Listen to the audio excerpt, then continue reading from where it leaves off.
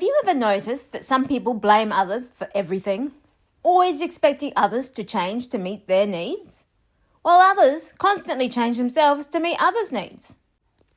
Hi, I'm Kylie, a retired paramedic, and this is Everyday Ambo, where I share the life lessons I wish I'd known ahead of time.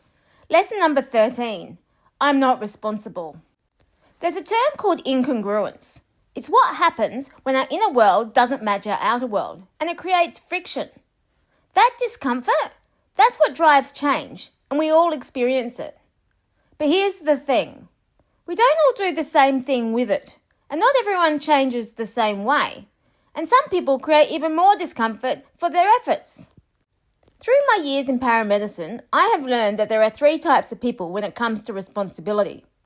Givers, takers, and unicorns. And the best type? It's not what most people think.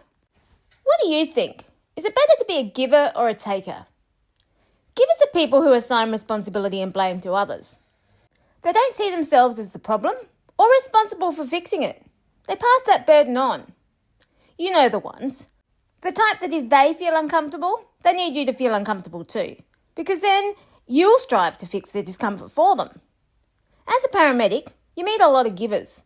People who hand over responsibility for their own survival, their own health, their own choices. If something goes wrong, it's our job to fix it. And if we can't, they get angry, they yell, they demand, and they even threaten, because they believe it's our fault and our responsibility. The thing about givers, they don't take the emotional load of responsibility. Instead, they drain it from others. So if being a giver isn't good, then what about takers? No, taking isn't good either. Takers accept responsibility for everything, not just their own discomfort, but other people's too. You see them everywhere. They are the ones who bend over backwards to make sure everybody else is comfortable. The people pleasers, the fixers, the one who takes responsibility, even when it's not theirs to take.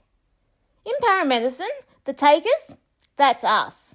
We take responsibility for patients, for their choices, for their pain, for their outcomes, even when it's not ours to carry. The problem with takers, they carry too much, and they enable freeloaders, and eventually they wear out. So, who are the ones that neither give or take responsibility?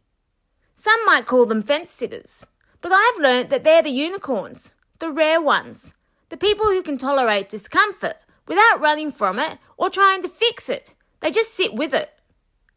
These are the therapists of life. They sit with others in their discomfort without absorbing it, without forcing solutions.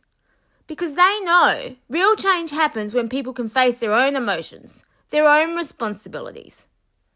They don't enable avoidance, and they know that avoiding discomfort only perpetuates the problem. And here's the key difference. Unicorns empower others, because growth only happens when responsibility stays where it belongs. But what happens if we're not a unicorn? Well, we attract people who match our patterns, and we clash with those who don't. 2 takers, they build a relationship based on shared responsibility. They argue over who's most responsible. 2 givers, well, they're in constant conflict, both assigning blame and neither taking ownership. A giver and a taker, well, that's a codependent dance, and eventually one gets exhausted. Most of the time, it's the taker who gets worn down, who finally says no more. And at that moment, that inability to keep carrying the load, that's when the conflict erupts. Because the giver still expects someone to do the work for them, to take the responsibility.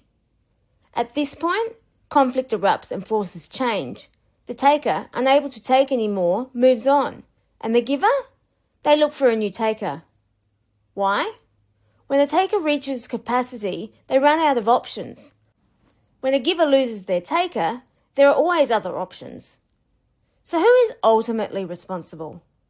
If you're a child, it's your adult. If you're an adult, it's yourself. And if you're a child in an adult body, well, that's a lesson only you can learn. Because at the end of the day, growth happens either with others, because of others, or in spite of others. One way or another, we all are forced to reconcile our inner conflict and grow up eventually. So if there is incongruence within you, If you are feeling uncomfortable in a world that is constantly telling you that you are an egg, but you don't believe it's true, stop and ask yourself, what pattern do I fit into? Drop a comment below and tell me, are you a giver, a taker, or maybe you're a unicorn? Because ultimately, giving and taking responsibility is about controlling others.